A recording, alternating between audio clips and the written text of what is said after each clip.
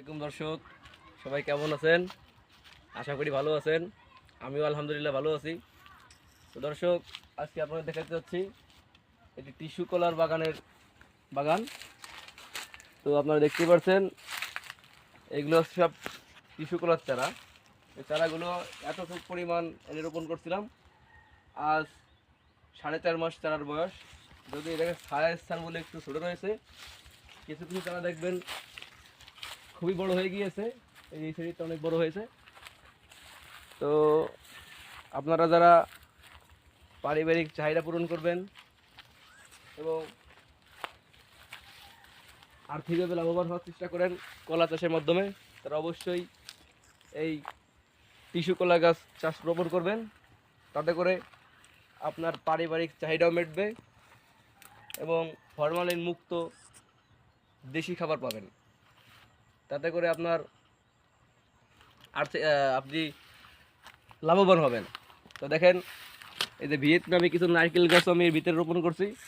তাতে করে কলা গাছ তো সারা জীবন থাকবে না, কলা গাছ 2, 4, 5 বছর থাকবে।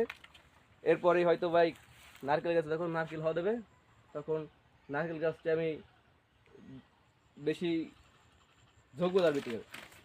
তো আপনারা একই জমি ফেলাই না রেখে এক জমিতে বিভিন্ন ধরনের ফসল চাষ করবেন। তো কি পারছেন, আমি এখানে কিছু সরিষাও রোপণ করছি। দেখেন, এই সাইডে সরিষাও বুনাইছি, সরিষা রয়েছে, পাশাপাশি কলা, নারকেল গাছ রয়েছে। সাইড ড্রেনও রয়েছে, অতিরিক্ত পানি হলে ড্রেন দিয়ে পানিও নিষ্কাশনের ব্যবস্থা রয়েছে।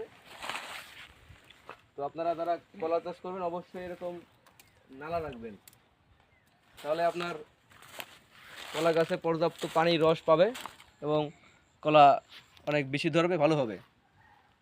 সবাই কৃষিকাজ করবেন এবং কৃষিকাজ করতে অন্যকে উদ্বুদ্ধ করবেন। সবাইকে ধন্যবাদ, ভালো থাকবেন। আসসালামু আলাইকুম। ওয়ালাইকুম দর্শক, সবাই কেমন আছেন? আশা করি ভালো আছেন। আমিও আলহামদুলিল্লাহ ভালো আছি। তো দর্শক, আজকে আপনাদের দেখাতে যাচ্ছি এটি টিস্যু কলার বাগান। তো আপনারা দেখতে পাচ্ছেন এগুলো সব টিস্যু কলার চারা। এই চারাগুলো এতটুকু পরিমাণ এনে রোপণ করছিলাম। আজ 4.5 মাস চারার বয়স। যদি এটাকে ছায়া স্থান বলে একটু ছোটো রয়েছে, কিছু কিছু চারা দেখবেন খুবই বড় হয়ে গিয়েছে। এই সিঁড়িটা অনেক বড় হয়েছে। তো আপনারা যারা পারিবারিক চাহিদা পূরণ করবেন এবং আর্থিকভাবে লাভবান হওয়ার চেষ্টা করেন কলা চাষের মাধ্যমে, তারা অবশ্যই এই টিস্যু কলা গাছ চাষ রোপণ করবেন।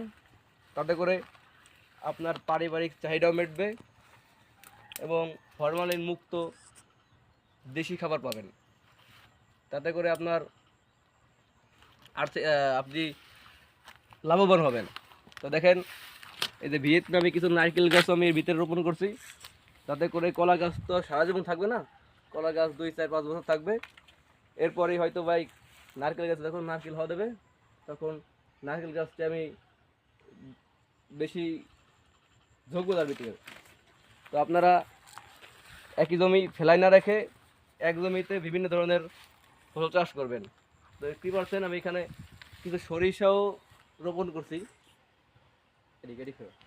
দেখেন, এই সাইডে সরিষাও বুনাইছি, সরিষা রয়েছে, পাশাপাশি কলা, নারকেল গাছ রয়েছে। সাইড ড্রেনও রয়েছে, অতিরিক্ত পানি হলে ড্রেন দিয়ে পানিও নিষ্কাশনের ব্যবস্থা রয়েছে। তো আপনারা যারা কলা চাষ করবেন অবশ্যই এরকম নালা রাখবেন, তাহলে আপনার কলা গাছে পর্যাপ্ত পানির রস পাবে এবং কলা অনেক বেশি ধরবে, ভালো হবে। সবাই কৃষিকাজ করবেন এবং কৃষিকাজ করতে অন্যকে উদ্বুদ্ধ করবেন।